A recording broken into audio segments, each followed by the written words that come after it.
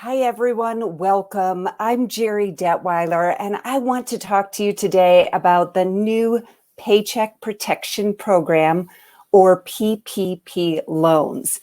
So the PPP loans are part of the stimulus bill that the president just signed. And in this presentation, I want you to understand how they may help your small business. Now, normally, I have to give you a heads up. Normally, I don't use text-intensive slides, but because this is new and it's nuanced, I went ahead and did that. Now, you will get a copy of the slides, download it, and I'm also going to refer you to an article that I'll be updating frequently as new information becomes available. So please don't feel like you have to read every word on the slide. I'm going to do my best to explain this to you in plain English as best I can, and then you'll be able to access those resources afterwards. It's also important to keep in mind that this information is changing. And so it may be different depending on the time that you are watching this and depending on what the SBA has said lately. So this is not legal advice. It's not tax advice. It's not advice for your specific situation. It's really an overview to help you understand the questions you want to ask. We always recommend that you consult with your advisors as well. All right, so let's go over the high-level overview here. The president just signed the stimulus and spending bill, and this included a number of provisions for small business owners. Among them is additional funding for Paycheck Protection, or PPP loans. And there are three types of PPP loans that may be available under this new stimulus bill. The first is, if you missed out the first time on a PPP loan and you have FOMO, you wish you had applied, then you can apply under the terms of the previous CARES Act. And we have a very detailed article on that that is linked to the article you see in the slide. So if you go to nav.com/PPP, you'll see the most recent article, and that also links to a detailed article about the PPP loans under the CARES Act. So there's a second chance for borrowers who did not take advantage of it in the first round. The next part is that there are second PPP loans for borrowers who already got a PPP loan in the first round. These are referred to as second draw loans, and they have some additional conditions, which we'll talk about in this presentation. And then finally, if you got a PPP loan in the first round, but you didn't get as much as you actually qualified for, or you turned it back because you just weren't sure if your business really needed it, but now you realize you did, you can apply to get that gap in funding filled. And I did talk to borrowers in the first round, for example, who applied based on payroll for their employees, but didn't consider themselves an employee, even though they counted for payroll qualification purposes that we'll talk about in a moment. So there are people who did not get the full amount in the first round that they could have gotten. Now, just like in the first round of PPP or the CARES Act, there will be guidance that comes out from the SBA. So this will evolve. In the case of the first round, I think there's been something like 22 or 23 interim final rules that clarify different parts of the legislation. So what the SBA has said is you can always rely on the guidance that's available at the time that you applied. So if you relied on that guidance in good faith, then you're fine. You should be fine. But it does change. So again, we're going to keep you updated. You'll also see our Facebook handle there. If you can, go to that page and join our group. We have a group that talks about the PPP and EIDL program. It's a very active group. And then we post updates there. So that should be helpful to you as well. All right, so what we'll cover in this presentation, first of all, who's eligible for the PPP loans? How much can you get? How does these new qualifications work? What happens with loan forgiveness? There is some new news there. How do you have to spend the money? Again, there's some new news there. And where can you get one of these new PPP loans? So we'll cover all of that and more in this presentation. All right, so here's one of those text-heavy slides. Let me break it down for you and try to make it simple. First of all, just like in the original CARES Act, in order to qualify for a PPP loan, you have to be a small business. Now, this is a loan that's available under the Small Business Act, which is part of the SBA lending program. In fact, it's part of the SBA 7A program, which is the most popular type of SBA loans. But the CARES Act specifically carved out these new loans that fall under the SBA's jurisdiction. Now, normally, if you're a nonprofit, you cannot get an SBA loan, but they made an exemption for the PPP loans.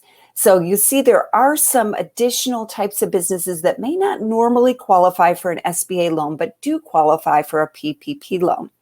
In addition, if you are an independent contractor or you're self-employed, even a gig worker, you may qualify for PPP, either under the original legislation or this new stimulus bill. The stimulus bill also added some additional funding for certain news articles, destination marketing organizations, that might be like your economic development organization, housing cooperatives, and 501c6 nonprofits, which tend to be like chambers of commerce. I'm not going to get into those specifically in this presentation, but those are available for certain organizations. Now, if you qualify under the original CARES Act rules, then you didn't get a PPP loan, then great. You see whether you qualify under those requirements, and then you apply for your first time PPP loan. Don't expect a lot of demand for that because the PPP closed in August with money still left over, but who knows? There may be businesses who are saying, you know what, I should have applied and I didn't, and I want to get this loan. And remember, it's forgivable, so it may be a grant in the long run. The second draw loans, these are for businesses that got a PPP loan in the first place. And they're going back for a second loan. And there are some additional qualifications to try to narrow it to businesses that really need the funding. So the business for a second draw loan can't have more than 300 employees. They have to have had at least a 25% reduction in gross revenues from one quarter to a previous quarter. And I'll go into that in a minute. And you do have to state that if you got a PPP loan that you're going to use or have used all of that first PPP loan. So you're really supposed to get this out of necessity. It's not just a low interest forgivable loan. It's for businesses that can certify that that this is necessary to continue operations throughout the pandemic. How much can you get? For the second draw loan, it's $2 million. If you didn't get a loan the first time, it was $10 million. And it's going to be based on your payroll costs. So 2.5 times average monthly payroll. And you can go about this in one of two ways. I want to bring this up. This is important because I've gotten questions already from businesses who are saying, I'm shut down this year. How can I don't have any payroll right now. How can I qualify? Well, if you look at the legislation, it says you can use one of two methods. One is you average your gross monthly payroll for the 1 year before the loan is made, or you look at 2019. So you're taking 2.5 months total gross average payroll, and I'll go into that in just a moment to explain, but that's what you qualify for. If there's no payroll at all, then you're not a good candidate for a PPP loan. So we do know some businesses that just did not find, for example, they get paid cash and they don't file any taxes. They're not going to be a good candidate for a PPP loan. Or maybe they use a lot of independent contractors, 1099 contractors, and all they have is their own pay. They might get something, but it may not be as much as they feel they need to keep their business continuing. Certain types of businesses are not eligible. So these are typically the businesses that are listed in the SBA guidelines as ineligible. For example, a pyramid scheme is one example. Certain types of financial companies aren't eligible. But they added a couple of other conditions into this legislation. Businesses where the primary activity is lobbying are not permitted. And actually, I think that was in the old legislation as well. You can't spend PPP money on lobbying. Businesses with 20% ownership by China, and there's a whole long section that describes what that ownership means. But again, if you are a nonprofit, even a church, you may qualify because of the exemptions carved out in this legislation. Also, publicly traded companies are not allowed to receive these new PPP loans. So that hopefully these qualifications will meet. It goes to businesses that really need it. All right, so what's payroll? There's a lot of bullets here. Let me give you the overview and just stick with me and don't worry about reading every bullet until I explain it to you. And then you can always look at these details later. So basically, you're getting qualified based on 2.5 months average monthly payroll. What's payroll? Well, it can include salary and wages, but only up to $100,000 annually prorated. The legislation tweaks that language a little bit for employees who might be paid differently, but it's pretty much you're capping out at $100,000. Doesn't mean if you pay yourself in your business $250,000, doesn't mean you don't get anything. You just get that first $100,000 for salary related purposes. Cash or tips or equivalent are included. And there's been quite a bit of guidance from the SBA on that since that original legislation came out. Certain types of leave may be covered. Certain types of benefits may be covered.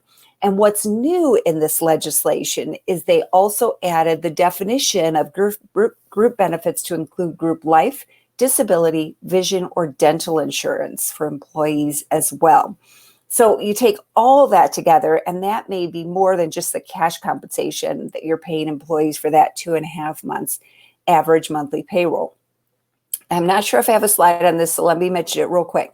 If you are self-employed, then in the last round of the PPP, you qualified based on 8 out of 52 weeks of your net profit on your Schedule C for 2019. So you took your 2019 Schedule C, you look at, I think it's line 31 or 33, where it has the net profit, and you qualify based on 8, they divide it by 52 and then multiply by 8. So it's basically works out to about 2.5 months of your profit on your Schedule C. If you're a business that, writes off everything so that you don't show a profit, you're not going to qualify for a PPP unless you have formal payroll that allows you to qualify. But I do want you to understand that independent contractors have been eligible and self-employed have been eligible for PPP as well. All right, now for those second draws, I mentioned that you have to show a 25% reduction in revenues, and the language that the bill uses is gross receipts. It is not defined, but we assume that gross receipts means the money coming into your business, not including a previous PPP loan. So you can compare that for any quarter in 2020 to the same quarter in 2019. Now, I have gotten questions about what a quarter means. The legislation does not define it as a calendar quarter, but based on my reading of other provisions in the Act, I'm assuming, and again, we got to get the final word from the SBA here, but I'm assuming it's a calendar quarter. So January, February, March, April, May, June, not any 3 months that you choose. Now, there are some other calculations for those who have not been in business very long. You must have been in business by February 15th, 2020 to qualify for these new PPP loans. So if you were not operational by February 15th, 2020, you cannot qualify. If you were, there are these alternate ways to qualify. So if you were not in business during the first and second quarter of 2019, for example, but you were in the third and fourth quarter, then you can compare any quarter in 2020 with the third or fourth quarter to determine which is best. So there's some flexibility for the business here. I didn't put all of these up because it's going to apply mainly to brand new businesses or younger businesses, but they are in that article that you'll see at nav.com/PPP. And you can get more details if you are a new business and wonder if you qualify. New and seasonal businesses, again, there's some additional qualifications. If you're a seasonal business where you typically do not bring in revenue all year long, then you have an alternate way of qualifying based on payroll. And you can read those details on the slides handout, or you can read them in the article that I referenced. Now, if you happen to have a business in the hospitality industry, that means your NAICS code, North American Industrial Classification System code, begins with 72. And the NAICS code is a code that's assigned to a business for government statistical tracking purposes. You may see your NAICS code on your business credit report. So if you haven't checked your business credit reports, you can go to nav.com, check them for free. and you might see it there. If not, you might have provided it when you incorporated your business, etc. But these are typically businesses like restaurants and hotels. Businesses with a NAICS code beginning in 72 can qualify for a second draw loan based on 3.5 times average monthly payroll costs. Now, so they get extra money there. And I need to correct this slide because you see I put 2.5 in the bullets. It's actually 3.5. So 3.5 times average monthly payroll costs, 3.5 for those in the industry beginning with a NAICS code of 72. Now, my understanding is this applies to the second draw loans. I am not aware that this applies to first-time PPP loans for businesses that qualify, but we will have more guidance from the SBA, hopefully, to clarify that question. But certainly, if you're a restaurant, you got a PPP loan, you need to get another one because you're still struggling. This is good news. It means you have additional funding potentially available. Now, just like the first round of PPP, the second round of PPP offers forgivable loans. And these loans may be completely forgiven if they're spent properly, primarily on payroll costs. In addition, there are some allowable expenses that can be included for up to 40% of the spending. I'm going to get into that in a separate slide. Now, there's a lot of talk that there was hope for automatic forgiveness, where if you had a loan for $150,000, you didn't have to do anything. It would just automatically be forgiven. We did not get that, but we got a simplified forgiveness application that will come out. If I recall correctly, the SBA administrator has 24 days to come out with that simplified application. I don't expect it will take that long because they've already produced 3 forgiveness applications, but they do have some time to do that. And then if you already have a first round PPP loan and you have not applied for forgiveness and your loan amount is $150,000 or less, you will be able to use this new form. So it will apply to anyone with a loan that has not been forgiven for $150,000 or less. So how does it work? I am correct. They do have 24 days to fill out that one page or to create that one page forgiveness form. And basically all you're going to have to do is describe how many employees you retained using the PPP money. That could be yourself too. If you're an employee of your business, you're a sole proprietor, that's your job that you saved. The estimated amount you spent on payroll and the total amount of the loan. And then you have to fill some certification requirements out. Now, this does not mean that you do not have to keep track of how you spent your PPP money. You can be audited. And if you get audited and you don't have good records, you may find that you don't get that full forgiveness amount. So the law says that you must keep employment-related records for 4 years and other records for 3 years. The original CARES Act had 6 years for forgiveness documentation. So you really want to be very, very careful about keeping those good records. And we'll give you a tip for that next. So we recommend that you open a separate bank account. And so that way you have the information that you need.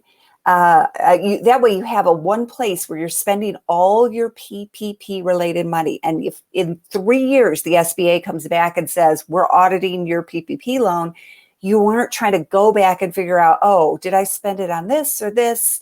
You have the bank account there. Now, you still want the records, just like you would with any tax records. But you would also know that if it came out of that bank account, you're spending PPP money, and that would be very trackable for you. So we'll provide a link in the description if you want to open a separate bank account to keep track of your PPP money. You can do that anywhere you choose, but we'll provide an easy resource for you. All right, so to obtain full forgiveness, to turn this loan into a grant, you need to spend at least 60% on payroll-related costs. And those are the payroll-related costs that I gave you in a few slides ago. You could spend up to 40% on other non-payroll expenses. That can include rent, mortgage interest, utilities, and these new expenses that were added under this new legislation. Covered operations expenditures. So if you needed to get a new software program to do deliveries to your customers, that may be a covered operations expenditure.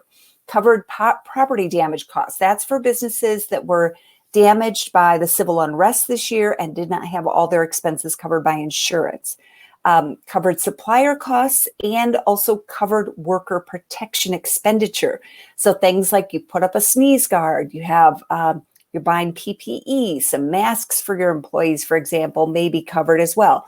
We detail these all using the language in the legislation in that article that I mentioned at nav.com/PPP. And again, this is something where I will not be surprised if the SBA doesn't come out with additional guidance, because they'll get questions about, is this covered? Is this not covered? And they'll probably end up providing some additional guidance. But this does give you some more flexibility in case, for example, maybe you have these expenses and you really need to be able to spend some of the funds on it. But again, it's very focused on payroll as well. Now, one question we've been seeing a lot already is, will your EIDL grant be subtracted from your PPP for loan forgiveness? So if you already got a PPP and you already applied for forgiveness and you had received a grant under the Economic Injury Disaster Loan Program, or EIDL, then you probably noticed that your grant was subtracted from your PPP for forgiveness purposes. And this was a huge problem for some businesses because it essentially turned that into a loan that you would have to repay. Now the legislation makes it very clear that they will no longer subtract the EIDL grant from PPP for forgiveness, and it's retroactive. So if you already had your EIDL, your PPP forgiven, already had that subtracted out, the administrator has to come up with the procedures for making sure that you are treated equally under the law. And they have 15 days from enactment, which was yesterday, December 27th. I'm not sure if that includes the holidays though. So it'll be soon. In a few weeks, sit tight. You will get instructions on what to do if your PPP subtracted out your EIDL grant. And going forward, it's not an issue. Also thrilled to see that the EIDL grant is clearly not taxable, and there's some additional tax benefits as well. So where can you get one of these new PPP loans? Well, you can go to any lender that's approved to make a PPP loan. As far as we can tell, there's no requirement in the legislation that you go to your original PPP lender. So if you did not have a good experience and you want to try someone new, as far as we can tell, there's no reason why you can't do that. All lenders have to make sure they verify that you are who you say you are. There has been a lot of fraud associated with these loans, so they're going to be checking that. But we will at NAV be matching borrowers to PPP lenders and alerting our NAV customers as soon as these lending partners are ready to make these loans. So if you want to get in line and be updated as soon as this is available, and you don't want to keep checking the blog article every day, then you can go ahead and use the link in the description to sign up for a free NAV account. It will alert you when they're available, and then it's up to you if you want to go ahead and proceed with your PPP loan application. Now, in addition to the PPP loan, there is some additional relief available for small business owners. So there's other good news. One of them is that there's more funding for EIDL grants. So in the original CARES Act, there's always been this, well, for years, there's been this program called the Economic Injury Disaster Loan, and that's available for businesses that suffer an economic injury, but not a physical injury to their business in the case of a disaster. So that could be a fire or flood where their business isn't physically hurt, but they have economic injury because the area has been hurt or their supply chain's been interrupted or other things like that. So with the CARES Act, they added this $10,000 grant where if you applied for an EIDL loan, you would automatically be considered for an EIDL grant that doesn't have to be repaid. The legislation stated up to $10,000, and the SBA administrator and the Treasury later decided it would be $1,000 per employee. So some people thought they were going to get 10,000 and they only got 1,000, and they were not happy about the situation. So in this legislation, they've added emergency EIDL grants that are available even to people who were originally turned down for EIDL or who got a grant, but not the full $10,000, but they layered on some additional qualifications. So to qualify for that full $10,000 EIDL grant, you have to, your business must have 300 or fewer employees, be based in a low-income community, which we don't have the full guidance on how that's going to work yet, and must have suffered, I think, a 30% economic injury. So it's a little bit different. But just keep in mind, if you did apply for EIDL in the past, even if you didn't get it, you might be eligible for that grant. And this is on top of PPP. There's nothing to prevent a business from doing both. So that if they qualify, they may qualify for both. And we do have some detailed information about that program as well. Pandemic unemployment benefits have been extended through the middle of March, and this may be beneficial for businesses or for self-employed independent contractors who really aren't a good candidate for PPP or EIDL, but who need help and qualify for unemployment through these special pandemic unemployment benefits. They've extended SBA debt relief so that if you have an SBA loan, not a PPP or EIDL, but maybe a microloan or an SBA 7A loan or a 504 loan, the SBA will step in and make your payments anywhere for 3 to 8 months for a total of $9,000 per payment. And this does include new loans as well. So it's a pretty attractive benefit that we'll be writing about soon. There's additional funding for community development financial institutions and minority development institutions, which will help minority and low-income borrowers. There is a special grant program for live venues, independent movie theaters, and cultural institutions where they can apply for a grant. However, the one thing to understand is if you're in that category, you can't get that and the new PPP. You have to choose. So you want to make sure that you get good advice, you apply for the right one. Landlords may benefit from the rental assistance program that is going to help make payments for tenants who are unable to make their payments. So that could be beneficial to some landlords. In addition, at least in the first round of EIDL, we did see landlords qualify for EIDL loans and grants. And so the EIDL may benefit some landlords as well. And then childcare businesses are maybe eligible for another $10 billion that's been allocated for assistance specifically to childcare businesses. So in short, there's a lot out there, and I know it's going to feel overwhelming, but just take your time, take a deep breath. This is not going to happen tomorrow. Depending on when you're watching this, these loans may be available now. But for those who are watching this when it's airing live on December 28th, 2020, we're probably looking around the second week of January for these loans and the EIDL grant to open up again. Not certain.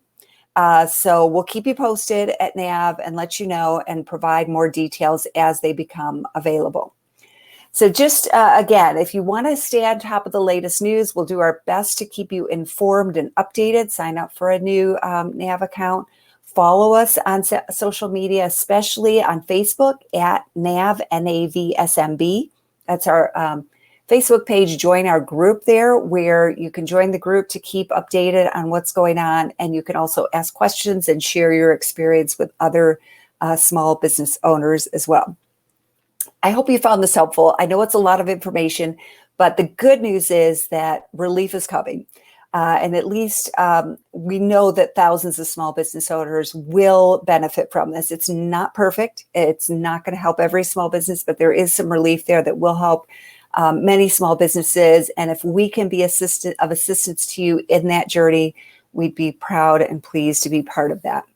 All right. Thanks again for joining me. And I hope you found this helpful today.